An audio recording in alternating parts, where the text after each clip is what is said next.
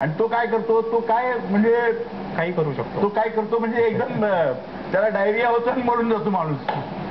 त्यामुळे ते परंतु शेवटी नाना पाटलांनी लाथ मारली, लोकांच्या लक्षात आलं किंवा हे काही खरं नाही. हे जेव्हा तुम्ही अशा प्रयत्नपूर्वक लोकांना समजावून सांगू शकता, सिद्ध करून दाखवता, त्यावेळेला हे प्रकार कमी होतील असं मला वाटतं. आणि बेसिकली याच्यामध्ये त्रुटी जी आहे ती याची आहे. मिलिंदजी, माझं असं मत आहे की आताच सरांनी असं सांगितलं की ज्या ज्या वेळेला निवडणुका येतात किंवा ज्या ज्या गोष्टी आपल्याकडून आता मार्ग निघत नाहीये त्याच वेळेस तुम्ही आमच्याकडे येता.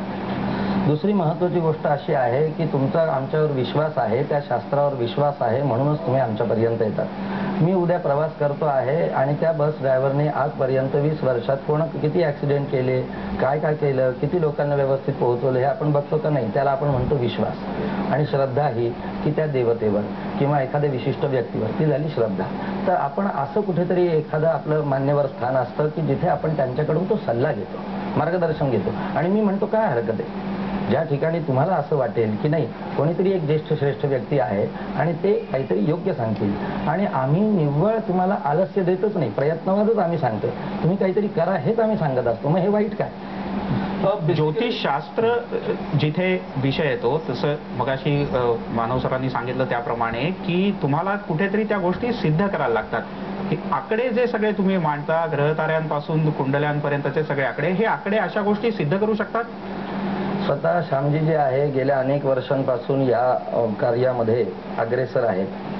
म्हणजे माझ्या दृष्टीने त्यांचं अतिशय एक आदराचं स्थान आहे. त्यांनी त्यांचं जे काही कार्य आहे ते अतिशय उत्तम रीतीने पार पडले.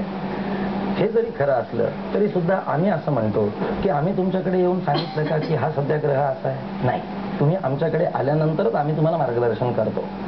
मग जर आमच्याकडे येणाऱ्यांची संख्या दिवसागणिक वाढते मग तुमचं कार्य कितपत योग्य ठरतंय याचा तुम्ही विचार करा. आमचं म्हणणंच आहे आम्ही योग्य आहे. मी अतिशय साधी गोष्ट सांगतोय.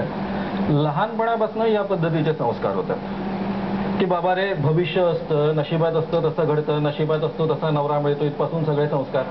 मी त्या संस्कारात वाढलेलो. मला 10व्या वर्गात असताना भूत लागलं. मी स्वतः ज्योतिषावर विश्वास ठेवायचो, स्वतः भविष्य सांगायचो.